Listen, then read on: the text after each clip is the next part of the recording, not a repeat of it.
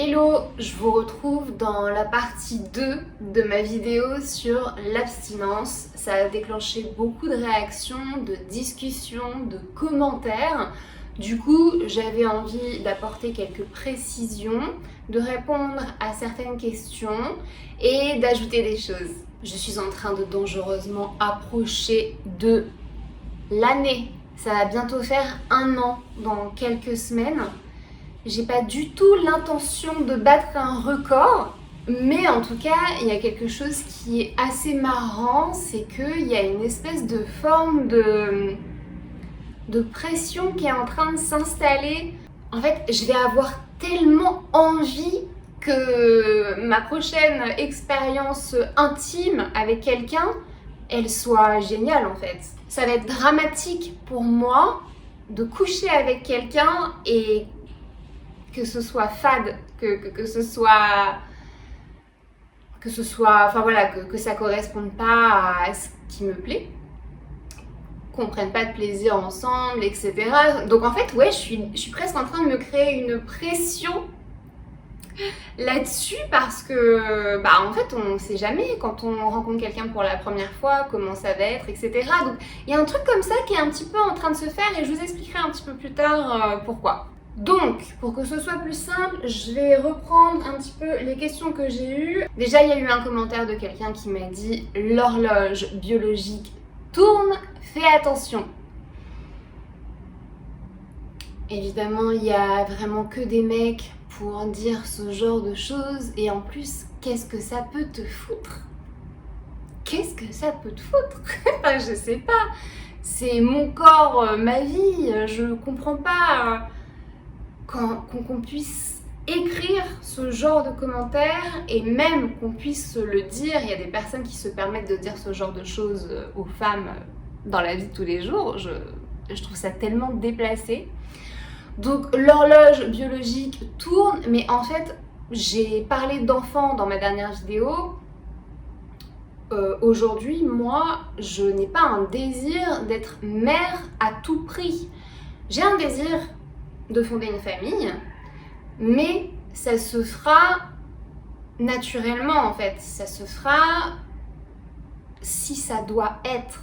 Mon gynéco a été très clair avec moi, m'a proposé toutes les options. J'ai 37 ans, donc forcément, c'est un âge où on te demande un petit peu, on te dit ce qui est possible. On m'a proposé de congeler mes ovules, je sais exactement tout ce qui est possible. Il m'a dit tous les protocoles nécessaires, si je voulais avoir un enfant toute seule ou quoi. Et en fait, je lui ai dit, non, mais attends, moi, un enfant toute seule, jamais.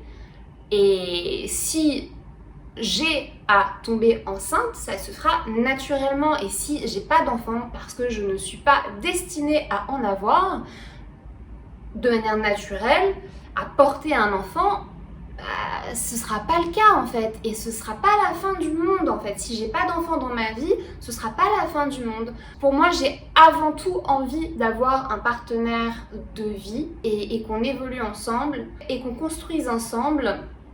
Et quand je dis que je vais regarder chez lui s'il peut être un bon père, parce que je trouve que c'est un bon critère de sélection à l'âge où je suis aujourd'hui. Je ne choisis plus mes partenaires comme je les choisissais quand j'avais 20 ans, 25 ans ou 30 ans. Donc aujourd'hui à 37 ans, je viens me poser cette question-là. Est-ce qu'il a les qualités d'un bon père? Est-ce qu'il ferait un bon père? Mais il n'y a que moi qui sais ce que je recherche, ce que ça veut dire pour moi d'être un bon père, les qualités que je recherche. Si je demande à une copine quel est son partenaire idéal, ça va pas du tout être la même personne que moi je recherche. Donc, c'est pas parce que je vais me demander si ça peut être un bon parent que je veux des enfants avec lui. Non, c'est juste me dire c'est une belle personne, ça peut être un bon père et donc du coup j'ai envie d'entamer une relation avec lui parce que ça matche bien avec nous et qu'en plus il est ouvert sur le sujet. Donc l'horloge elle peut tourner autant qu'elle veut, moi j'ai aucune pression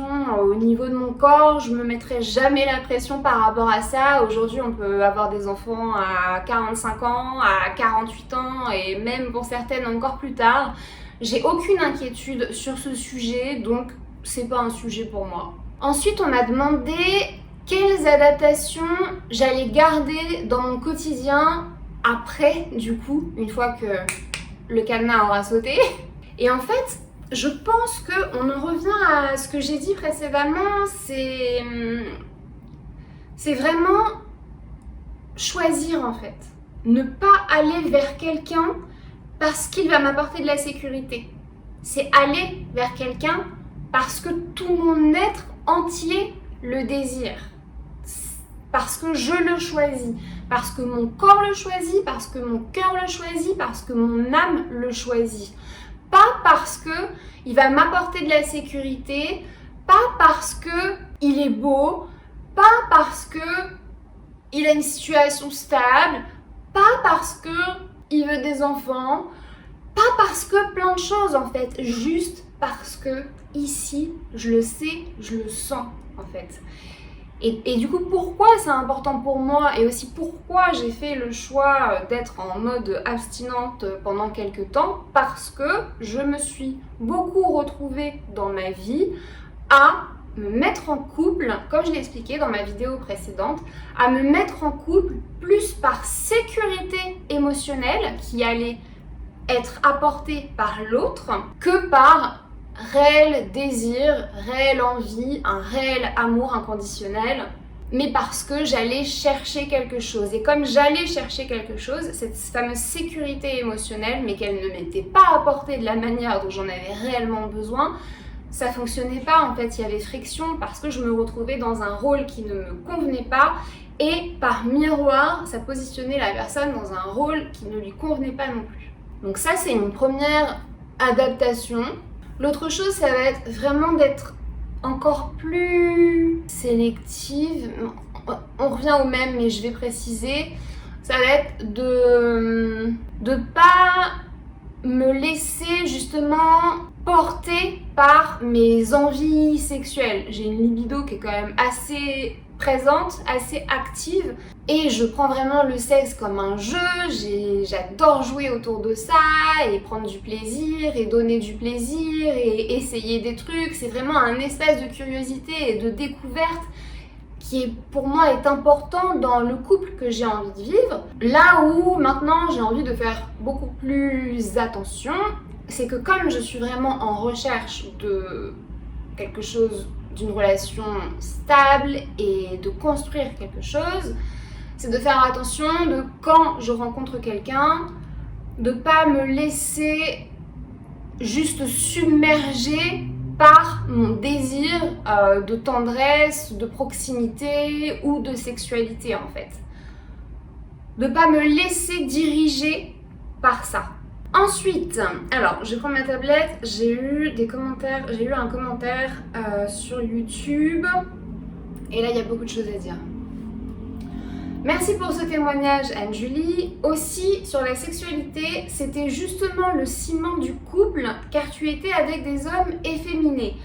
Bon, alors déjà tout ce commentaire entier, ça m'a pas vraiment plu. J'expliquerai après pourquoi. Je trouve extrêmement déplacé le fait que tu reprennes des choses comme si c'était pour vérité alors que c'est pas du tout le cas. Dans ma vie, j'ai certes été avec des hommes un peu plus efféminés, mais j'ai aussi été avec des hommes vraiment très très masculins, mais pas forcément une masculinité saine, mais j'ai aussi été avec des hommes dans une belle énergie masculine saine. Bref, c'est justement le fait d'avoir pas mal expérimenté dans ma vie qui me permet aujourd'hui de savoir ce qui me plaît, ce que je veux et ce que je recherche.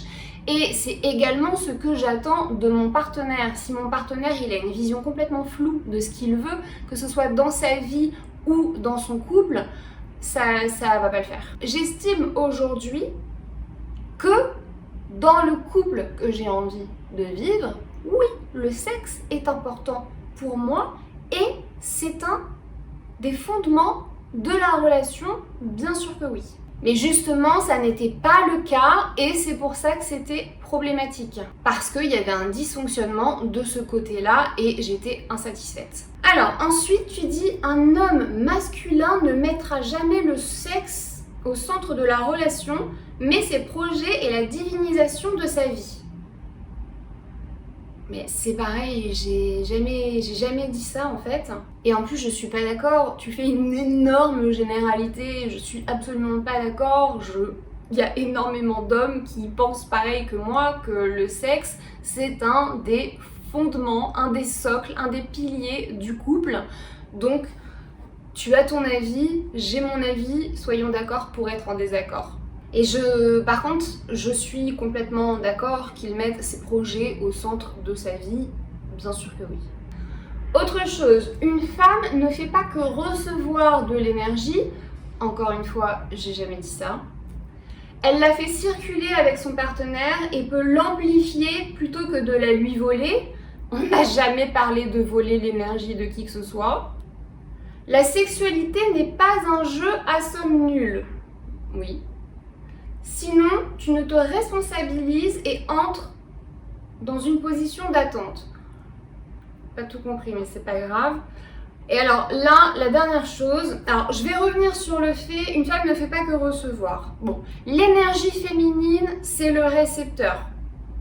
Le masculin, c'est l'émetteur. C'est comme ça, le monde a été construit de cette manière. Shakti, récepteur, Shakti, c'est la sexualité, c'est l'énergie de la Kundalini, c'est l'énergie vitale, a rencontré Shiva, l'émetteur, ils ont fait l'amour, boum, explosion, le monde. Ça, c'est ce qu'on raconte dans l'hindouisme, etc. Mais je trouve que c'est une belle vision. L'énergie féminine, elle ne peut pas exister en fait sans l'énergie masculine. Le monde ne pourrait pas exister en fait sans ces deux énergies puisque c'est basé sur ces deux polarités. Et le féminin, l'énergie féminine, mais donc les femmes, puisque le genre féminin qui représente l'énergie féminine, on a tous énergie féminine et masculine en soi, mais les femmes incarnent le féminin divin. Et dans la sexualité, je t'invite à lire le livre qui s'appelle Slow Sex. Ça parle très bien justement de ces récepteurs entre les polarités. Donc la femme, bien sûr, elle reçoit. Et la circulation, elle se fait pour les deux. C'est pas juste la femme qui fait circuler. En fait, l'énergie vitale, l'énergie de la sexualité qu'on a tous, chacun en nous, elle circule chez chacun d'entre nous en fait. Et quand tu dis voler, c'est un échange d'énergie. Sexual exchange energy. C'est là où j'invite les gens à être en conscience quand ils ont des relations sexuelles avec les gens, de choisir, de bien choisir leur partenaire, puisque forcément, il peut y avoir plein de choses qui circulent, tu peux récupérer des trucs de l'autre, etc. Et alors, ensuite, conseillerais-tu à ton propre fils une femme comme toi pour fonder une famille stable, saine? Mais qui es-tu pour me poser ce genre de questions? A priori, on va pas coucher ensemble, on va pas avoir d'enfants ensemble, donc qu'est-ce que ça peut te foutre? J'ai trouvé ça extrêmement déplacé et extrêmement... une forme de jugement aussi, c'est bizarre. Conseillerais-tu à ton propre fils une femme comme toi pour fonder une famille stable, saine? Déjà, à quel moment, moi, aujourd'hui, sans enfant, je peux m'imaginer avoir un fils qui va se marier et donc qui va fonder une famille et tout? Mais elle sort d'où cette question? J'ai pas compris en fait. Elle sort d'où quoi? Et donc, une femme comme moi, pour fonder une famille stable et saine, oui, je conseillerais une femme comme moi. Ça ne veut pas dire que là, aujourd'hui, je me sens prête à fonder une famille, à avoir des enfants demain. Non, c'est pas le cas. Il y a un truc sur lequel je veux revenir. Une famille stable et saine. Ma version à moi d'une famille stable et saine, c'est probablement pas ta version à toi d'une famille stable et saine. Alors ensuite, j'ai l'un d'entre vous qui m'a écrit par message privé, qui m'a dit: tu dis à un moment que de se décharger, surtout pour un homme à tout bout de champ, c'est pas top pour l'énergie vitale et l'énergie créatrice. Du coup, j'aimerais avoir ton point de vue là-dessus. Alors en fait, ça c'est pareil, je vais vous inviter de votre côté à creuser en fait le sujet, notamment de la rétention séminale et des effets de l'éjaculation chez l'homme.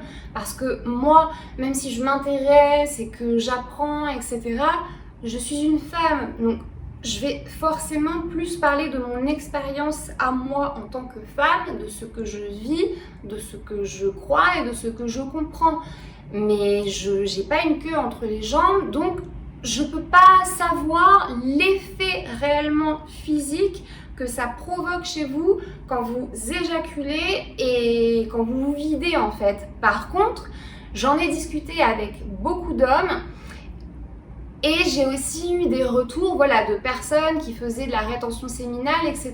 Donc j'ai certaines connaissances, mais on parle bien là de connaissances, pas de quelque chose que j'ai expérimenté. Donc faites vos propres recherches et essayez des choses. D'ailleurs, je vais inclure, en répondant à cette question, je vais inclure une autre question. Quelqu'un qui me demandait, mais du coup c'est zéro sexe, c'est pas de masturbation, rien du tout. Donc c'est bien pas de sexe partagé avec un partenaire, mais bien sûr que je peux me masturber si j'en ai envie, et puis de toute façon je ne me suis absolument pas imposée de règles. À la base c'est pas une expérience qui était programmée, désirée ou quoi, c'est juste ça se fait là comme ça et j'ai décidé d'en faire quelque chose, mais voilà, donc il n'y a pas de règles en fait. Mais la masturbation oui, par contre ce qu'il faut comprendre, c'est que la sexualité chez la femme et la sexualité chez l'homme, ce sont deux choses différentes. Vous, quand vous vous masturbez, en fait, ça vient encore une fois d'être en conscience de ce qu'on fait. Je vais pas venir me masturber en mode, je sais pas, je me sens pas bien, ou je veux me décharger de mon trop plein d'énergie, ou je ne sais quoi, non.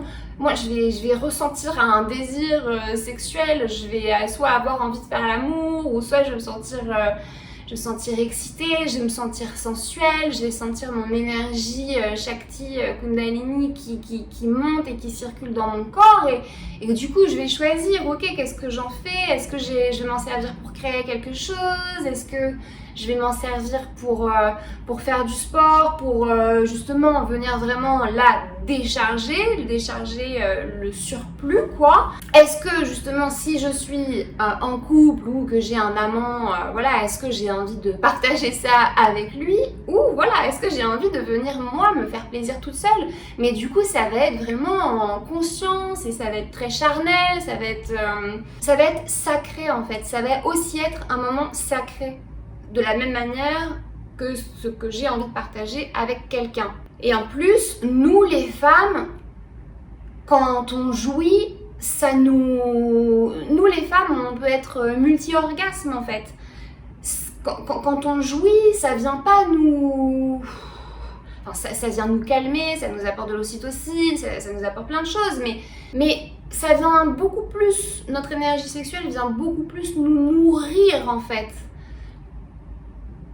Une femme qui a un orgasme par jour, mais elle est dans une énergie incroyable, quoi. Elle a une aura de ouf et ça vient vraiment la porter. Les femmes, elles sont portées par leur énergie sexuelle parce que par définition, elles sont Shakti, elles sont l'énergie sexuelle, l'énergie créatrice. Par contre, les hommes, c'est surtout la manière déjà dont vous le faites. Il y a beaucoup d'hommes aujourd'hui qui ont un besoin. Ils ont besoin de se masturber le matin, voire plusieurs fois par jour. Ils ont un besoin de se vider. Mais en fait, c'est éjaculer, ils se vident en fait. Ils se vident de leur énergie.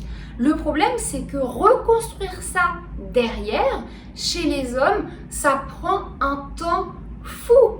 Et ça n'a rien à voir avec, parce que j'ai quelqu'un qui m'a écrit et qui m'a dit moi en fait je peux faire l'amour plusieurs fois de suite sans aucun problème.